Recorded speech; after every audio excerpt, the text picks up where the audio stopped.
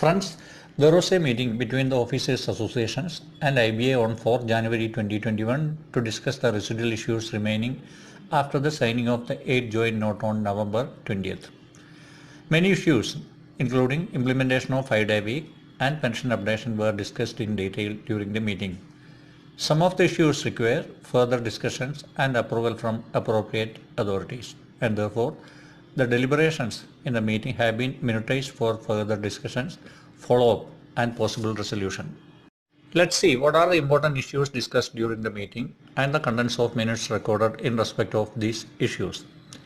In the meeting, the IBA team was headed by Sri Rajkiran Rai, Chairman of IBA, and the associations were represented by the leaders of IBOC, ABOA, INBOC and NOBO. IBA Chairman, while welcoming the representatives of the organizations, informed them that the family pension and NPS details are being compiled for onwards submission to DFS for necessary clearance and approval. The associations had made some observations on the 8th joint note signed in November and sought clarification on some key issues, to which IBA assured them that the same will be provided in due course.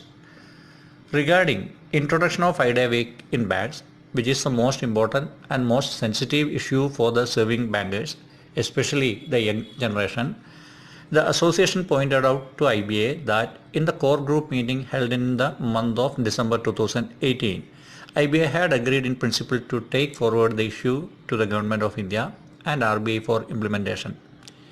In reply, the IBA informed the associations that the issue will continue to be deliberated with the stakeholders, that is, the Government and Reserve Bank of India. Regarding the other important demand of updation of pension, it had been categorically expressed by IBA in the meeting held in December 2018 that impact analysis is required to be done to understand the load factor in individual banks.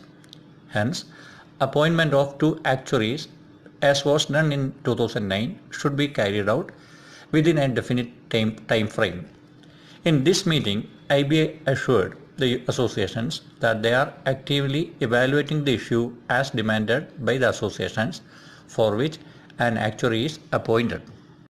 From the replies given by IBA to the above 2 demands, it is clear that no progress has been made even in the latest discussions on these urgent and crucial issues.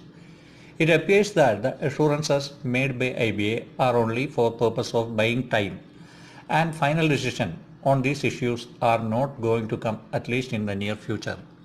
Apart from these 2 major issues, other issues like discipline and appeal regulations, accountability policy, double jeopardy, payment of boarding and lodging to defense assistants, grid holiday, ad hoc temporary incentive for officers posted in northeastern states, modifications in the definition of family for the purpose of LFC and medical facilities, child care leave for lady employees were also discussed and minutized in the meeting. Regarding double jeopardy, which refers to denial of FPP, PQP and stagnation allowances to officers who could not appear for or accept promotions due to reasons beyond their control, the associations had submitted a detailed note to IBA. IBA agreed in this meeting that their HR committee will examine the views expressed in this regard afresh. Now, regarding the demand for modification in the definition of family by including parents, mother-in-law, father-in-law, brothers and sisters divorced or deserted as members of family for the purpose of LFC and medical facilities, IBA commented that persons who are dependent should be considered for medical aid and LFC. Further, definition of family can be considered on the basis of declaration given by an officer as necessitated. IBA also agreed to increase the income criteria for the dependents from Rs 10,000 to Rs 12,000. They also agreed to clarify the dependent clause to make it unambiguous.